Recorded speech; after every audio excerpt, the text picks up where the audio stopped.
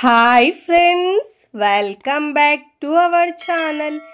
ఈరోజు మన కిచెన్లో చాలా టేస్టీగా హెల్తీగా ఉండే 10 నిమిషాల్లో చేసుకునే ఒక కొత్త బ్రేక్ఫాస్ట్ రెసిపీని ఎలా చేయాలో చూపించబోతున్నానండి. చాలా ఈజీగా అండ్ చాలా కమ్మగా ఉండే బ్రేక్ఫాస్ట్ అండి. ఈ రెసిపీని మనము బ్రేక్ఫాస్ట్లోకైనా, లంచ్ బాక్స్లోకి, లేదంటే డిన్నర్లో కూడా చేసుకోవచ్చండి. పిల్లలు పెద్దలు కూడా చాలా ఇష్టంగా తింటారు. పిల్లలైతే లంచ్ బాక్స్లోకి మనం ఇలా పెట్టారంటే టిఫిన్ మొత్తం ఖాళీ చేసి వస్తారండి. అంత టేస్టీగా కమ్మగా చాలా చాలా బాగుంటుందండి. వీడియోని మీరు ఎక్కడ స్కిప్ చేయకుండా పూర్తి వీడియో చూడండి, చాలా బాగా నచ్చుతుందండి. చాలా సాఫ్ట్గా మృదువుగా లోపల ఆలు స్టఫ్తో అయితే చాలా చాలా బాగుంటుంది. ఇలా చేసి పెడితే 2 తినేవాళ్ళు 4 తింటారండి. ఎప్పుడు తినే చపాతీలు కాకుండా ఇలా ఆలుతో చేయండి, పిల్లలైతే చాలా ఇష్టంగా తింటారు. మరి ఇక ఏమాత్రం ఆలస్యం చేయకుండా చాలా టేస్టీగా కమ్మగా ఉండే ఈ బ్రేక్ఫాస్ట్ని ఎలా చేయాలో చూద్దాం రండి. ముందుగా ఇక్కడ మిక్సింగ్ బౌల్ తీసుకొని దాంట్లో 2 కప్పుల గోధుమ పిండి తీసుకోవాలండి. నేను ఇక్కడ హెల్తీగా చేయడానికి 2 కప్పులు తీసుకుంటున్నాను. మీరు కావాలంటే దీని ప్లేస్లో మైదా పిండి అయినా తీసుకోవచ్చు. ఇప్పుడు దీంట్లో రుచికి సరిపోయినంత ఉప్పు వేసుకోవాలండి. మనకు చపాతీలు పైనుంచి సాఫ్ట్గా రావడానికి 1-2 టీ స్పూన్ దాకా ఆయిల్ వేసుకోవాలండి. నెయ్యి ఇష్టం ఉంటే నెయ్యి అయినా వేసుకోవచ్చు. ఇప్పుడు ఇలా బాగా పిండిలో ఆయిల్ని మిక్స్ చేసుకోవాలి. ఫస్ట్ టైం నా ఛానల్ చూస్తున్న వాళ్ళు ప్లీజ్ నా ఛానల్ని సబ్స్క్రైబ్ చేసుకోండి, లైక్ చేయండి, పక్కనున్న బెల్ ఐకాన్ని ప్రెస్ చేయండి. ఇలా ప్రెస్ చేయడం వల్ల నేను పెట్టే వీడియో నోటిఫికేషన్ ముందుగా మీ హోమ్ పేజ్కి వస్తాయండి. ఇప్పుడు ఇలా బాగా ఆయిల్ని మనం పిండిలో మిక్స్ చేసుకున్న తర్వాత కొద్దిగా వాటర్ వేస్తూ పిండిని మనము చపాతీ పిండిలా కలుపుకోవాలండి. ఎప్పుడు చపాతీలు కాకుండా అప్పుడప్పుడు మనము ఉడికించి ఆలు స్టఫ్ పెట్టి పరాటా చేస్తాం కదండి. ఇక్కడ నేను అలా ఉడికించకుండా మనం ఇలా కర్రీ చేస్తే రుచి అయితే చాలా బాగుంటుందండి. మధ్యలో ఆలు స్టఫ్తో సూపర్గా ఉంటుంది. పిల్లలైతే ఆలు అంటే చాలా ఇష్టంగా తింటారు. ఆలుగడ్డ అంత టేస్టీగా ఉంటుందండి ఇలా మనం చపాతీలో చేసుకొని తింటే. ఇప్పుడు ఇలా పిండిని మనం బాగా మిక్స్ చేసుకోవాలండి. కొద్దిగా వాటర్ వేస్తూ పిండిని మిక్స్ చేసుకోవాలి. అదే మీరు ఒకటేసారి వాటర్ వేస్తే పిండి కాస్త పల్చగా అయిపోతుందండి. ఇలా వీడియోలో చూపించిన విధంగా పిండిని మిక్స్ చేసుకొని ఇప్పుడు పైనుంచి ఇలా 1 టీ స్పూన్ దాకా ఆయిల్ అప్లై చేసుకొని లోపల స్టఫ్ని రెడీ చేసుకునే వరకు మనం పిండి బాగా నానుతుందండి. ఒక 5 నిమిషాల పాటు పక్కకు పెట్టుకోవాలి. మూత పెట్టేసి ఈ పిండిని మనం పక్కకు పెట్టుకోవాలండి. అప్పటి వరకు సాఫ్ట్ అయిపోతుంది. ఇక నేను ఒక మీడియం సైజు చిన్న సైజు ఉండే 4 ఆలుగడ్డలు తీసుకున్నానండి. ఒక 3 క్యారెట్ తీసుకున్నాను. క్యారెట్ లేకపోతే స్కిప్ చేసినా పర్వాలేదు. నేను ఇక్కడ పిల్లల కోసం చేస్తున్నాను కాబట్టి హెల్తీగా క్యారెట్ కూడా వేస్తున్నానండి. ఇప్పుడు ఒక ప్లేట్ తీసుకొని మనం ఇక్కడ ముందుగా వాష్ చేసుకొని బంగాళాదుంపల్ని ఇలా గ్రేట్ చేసి తీసుకోవాలండి. ఇలా గ్రేట్ చేసి తీసుకోవడం వల్ల మనకు లోపల స్టఫ్ చేసేటప్పుడు తింటుంటే పంటికి బాగా తగులుతుందండి. ఇంకా టేస్ట్ మంచిగా అనిపిస్తుంది ఆలు ఫ్లేవర్తో. ఇలా మనం గ్రేట్ చేసుకోవాలి ఆలును. ఇలా ఆలు మొత్తం గ్రేట్ చేసుకోవాలండి. క్యారెట్ని కూడా గ్రేట్ చేసి తీసుకోవాలి. ఇక్కడ మొత్తం గ్రేట్ చేసి తీసుకున్న తర్వాత చూపిస్తున్నాను. ఇలా తురుముకున్న ఈ క్యారెట్ బంగాళాదుంపను ఒక బౌల్లో వేసుకొని ఒక 2-3 సార్లు వాటర్ వేసుకొని శుభ్రంగా వాష్ చేసుకోవాలండి. ఇలా వాష్ చేసుకుంటే మనకు దీంట్లో ఉన్న స్టార్చ్ మొత్తం పోతుందండి. అప్పుడు మనకు పొడిగా వస్తుంది. ఇలా 2-3 సార్లు బాగా వాష్ చేసుకున్న తర్వాత మళ్ళీ దీంట్లో వాటర్ వేసుకొని ఉంచుకోవాలి, లేదంటే ఆలు నల్లబడుతుందండి. ఇప్పుడు ఇలా వాటర్ వేసుకొని పక్కకు పెట్టుకోవాలి. ఇప్పుడు మనం స్టఫ్ని రెడీ చేసుకుందాం. స్టవ్ మీద ప్యాన్ పెట్టుకొని 1 టీ స్పూన్ దాకా ఆయిల్ వేసుకోవాలండి. ఆయిల్ బాగా వేడైన తర్వాత ఇప్పుడు దీంట్లో ఒక 1/2 టీ స్పూన్ దాకా జీలకర్ర వేసుకోవాలి. ఇప్పుడు ఇలా జీలకర్ర వేసుకున్న తర్వాత ఇప్పుడు దీంట్లో 1/2 టీ స్పూన్ దాకా ఆవాలు వేసుకోవాలండి. మీకు ఒకవేళ ఆవాలు ఇష్టం లేకపోతే స్కిప్ చేసినా పర్వాలేదు.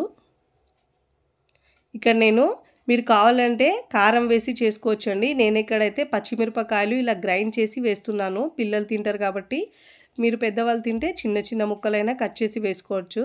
నేను ఇక్కడ గ్రైండ్ చేసుకున్న పేస్టును 1 టేబుల్ స్పూన్ దాకా వేసుకోవాలండి. ఇప్పుడు దీంట్లో 1/2 టీ స్పూన్ పసుపు వేసుకోవాలి. ఇక నేను సన్నగా కట్ చేసుకున్న ఒక 1/2 కప్పు దాకా ఉల్లిపాయ ముక్కలు వేసుకోవాలండి. దీంట్లో ఉల్లిపాయ ఫ్లేవర్ చాలా బాగుంటుంది. ఇప్పుడు ఇలా బాగా మిక్స్ చేసుకోవాలి అన్ని ఇంగ్రీడియంట్స్ని. మనం ఆనియన్ని ఎక్కువ ఫ్రై చేసే అవసరం లేదండి, కాస్త సాఫ్ట్గా అయితే సరిపోతుంది. ఇలా సాఫ్ట్గా అయిన తర్వాత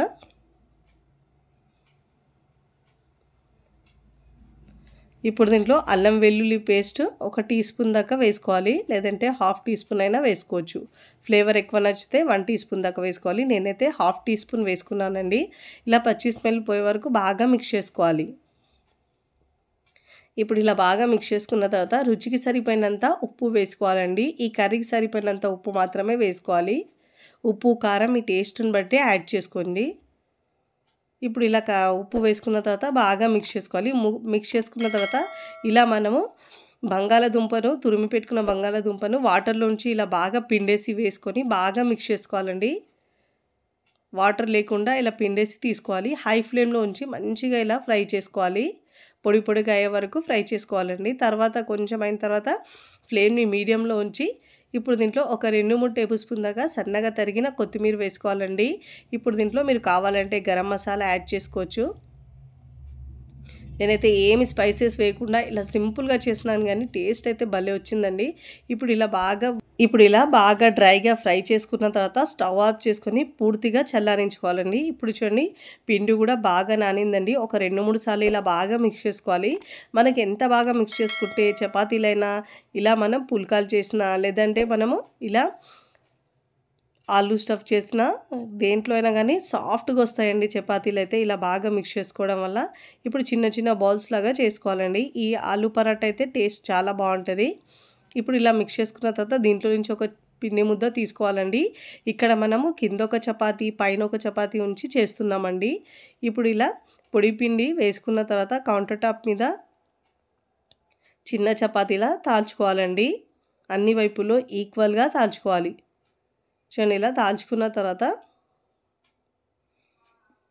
అన్ని వైపులో ఈక్వల్గా తాలాలి. ఇలా ఇంకో చపాతీ కూడా చేసుకోవాలండి. మనము ఒకటి చేసుకున్న తర్వాత ఇలా తాల్చుకొని పక్కకు తీసుకోవాలి. ఇక నేను ఇంకోటి చపాతీని కూడా చేసుకుంటున్నానండి. ఇలా అన్ని వైపులో ఈక్వల్గా తిప్పుతూ చపాతీలా చేసుకోవాలండి. మరి పెద్దగా కాకుండా, మరి చిన్న కాకుండా మీడియంగా చేసుకోవాలండి.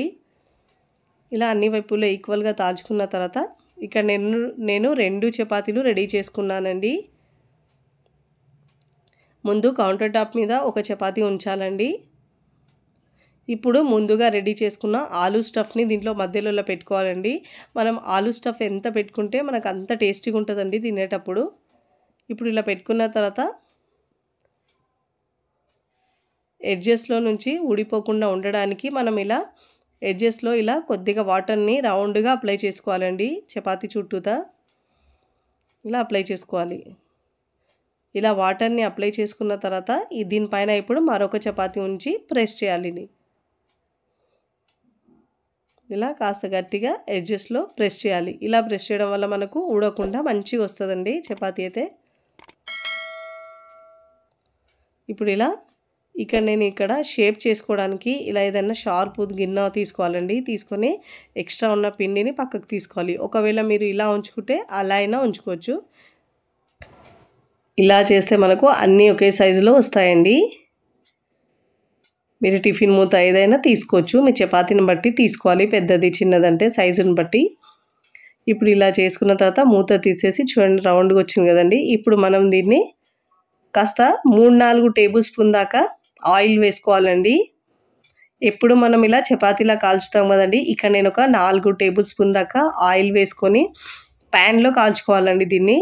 ఇలా మనం ఈ ఆలు పరాటాను వేసుకొని మంచి గోల్డెన్ కలర్ వచ్చే వరకు ఒకవైపు ఫ్రై చేసుకున్న తర్వాత మరోవైపుకి టర్న్ చేసుకోవాలండి. మంచి కలర్ వచ్చిన తర్వాత మరోవైపుకి టర్న్ చేసుకోవాలి. ఇలా ఆయిల్ ఉంటుంది కాబట్టి చూసుకొని మరొక స్పూన్ పెట్టి ఇలా టర్న్ చేసుకోవాలండి.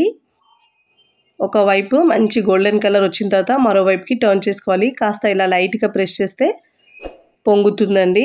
చాలా బాగా టేస్టీగా ఉంటుందండి. పూరీ కంటే తక్కువ ఆయిల్లో ఇంకా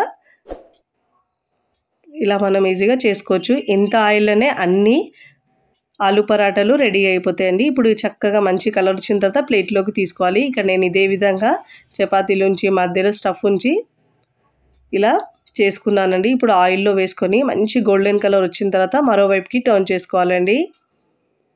రెండు వైపులా చక్కని గోల్డెన్ కలర్ వచ్చే వరకు ఇలా పైన ప్రెస్ చేస్తూ టర్న్ చేసుకుంటూ మంచి కలర్ వచ్చే వరకు కాల్చుకోవాలి. చాలా టేస్టీగా ఉంటుందండి. పిల్లలైతే ఇలా చేసి పెడితే అలా ఖాళీ చేసేస్తారు. అన్నీ ఇదే విధంగా చేసుకొని సర్వింగ్ ప్లేట్లోకి సర్వ్ చేసుకుంటానండి. చూస్తుంటేనే నోట్లో నీరూరుతాయండి. అంత టేస్టీగా, సాఫ్ట్గా, కమ్మగా భలే ఉంటాయండి. ఈ ఆలు పరాటాను మీరు కూడా తప్పకుండా ఒకసారి ట్రై చేయండి. ట్రై చేసి ఎలా కుదిరిందో కామెంట్ ద్వారా తెలియచేయండి. ఎంత సాఫ్ట్గా, మృదువుగా, టేస్ట్ అయితే చాలా బాగుంటుందండి. లోపల ఆలు స్టఫ్తో కర్రీ లేకపోయినా కూడా మనం ఇలా ఒట్టిగా తిన్నా కూడా చాలా బాగుంటాయండి. పిల్లలైతే టమాటో కెచప్తో చాలా ఇష్టంగా తింటారు. ఇక నేను టమాటో చట్నీతో సర్వ్ చేస్తున్నాను. తుంచితే తెలుస్తాయి ఎంత సాఫ్ట్గా వచ్చినాయో. వీడియో నచ్చితే లైక్ చేయండి, ఫ్రెండ్స్ ఫ్యామిలీకి షేర్ చేయండి. మరికొన్ని టేస్టీ సింపుల్ క్విక్ రెసిపీస్ కోసం టీ కిచెన్ని సబ్స్క్రైబ్ చేసుకోండి. Thanks for watching.